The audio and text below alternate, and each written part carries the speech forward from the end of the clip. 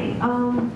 I just recently wrote this poem, and it actually talks about things that are crazy, but I didn't think it was appropriate for the people that are crazy. So this is the first one, Visions Were Justified. Recently heard a therapist process the story of a man who had just survived a trauma. He explained to the therapist that he kept seeing himself back home and safe, and he would bounce back and forth between that vision and his real-life trauma, where people restrained him. And the therapist explained to this man that this was perfectly natural, that during his recovery, he latched onto what he knew in recent visits, recent events in his life, and that is what kept him sane when going through his ordeal. Now, I only explained my story to one person once about how I coped with what I went through after being detained for weeks against my will. You see, I recently visited a friend of mine before my trauma began, and while they had me restrained and I had no one to talk to, I imagined the stranger who was in the room with me. I imagined the stranger was this friend that I had just recently seen, and I imagined talking with them so I didn't feel so alone. I told this to one person, and they thought I was crazy. How irrational of me. This is what I get for telling people what I go through. Because looking back, I know it was my way to stay sane. It didn't hurt anyone, and it helped me heal. I knew what was right and what was wrong.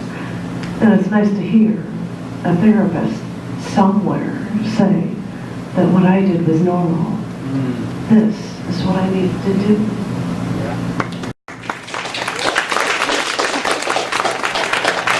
Okay, tell me what yours. These are my excuses for skipping work. It's not these outfits. I got the socks and everything. With an insane work schedule and how you can never miss a deadline, I never took sick days off. But one time, I decided I wanted to go out with the guys. There was a lull at work one week, and I decided to pick a day to go out, or I could just take the next day off. I had to make sure it didn't look like I was taking a day off for a long weekend, so it couldn't be on a Monday or a Friday. I thought for a second, hey, let's go out on a Tuesday night, and I'll just take a sick day Wednesday. No one will think I was playing hooky if I call in sick in the middle of the week. So Tuesday night came, and we went out, drank a ton, and at one point I was walking down the street with my arms over the shoulders of two men, and we were walking in stride, laughing.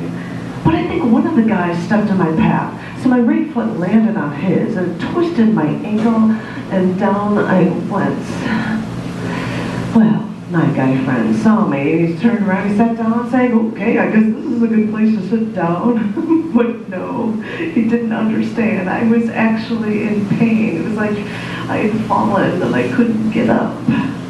These guys were my neighbors, so we went home and they helped me into my apartment door. 15 minutes later, I had to call my neighbors who had my key, and I asked someone to get ice for my ankle. When my neighbor came over, he swore my ankle was swollen with the size of a baseball. Good thing I happen to have gauze and crutches. Because, yeah, I took that next day off. I couldn't really walk. And I hobbled into work Thursday. My supervisor came into my office. I thought you were just playing hooky yesterday, he said. Well, of course I wasn't, I said. And although I had a sprained ankle, it was like no one knew the wiser. And like I was one of the boys, it was cool to have so much fun on schedule for us on a Tuesday night.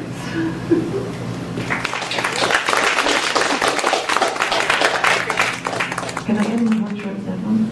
It's appropriate because it's raining today, but this is something. Earth is crying. As my footsteps fell to these parched patches of desert land, the arid air heaved heavy,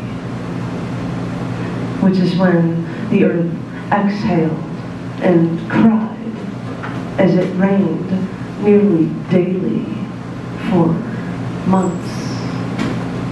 When it wasn't raining, the sky hid us from the sun by blanketing this tortured town in a gray haze. After I arrived, the earth was crying. Though I try, the earth must have known that all my tears were not enough to replenish this earth alone.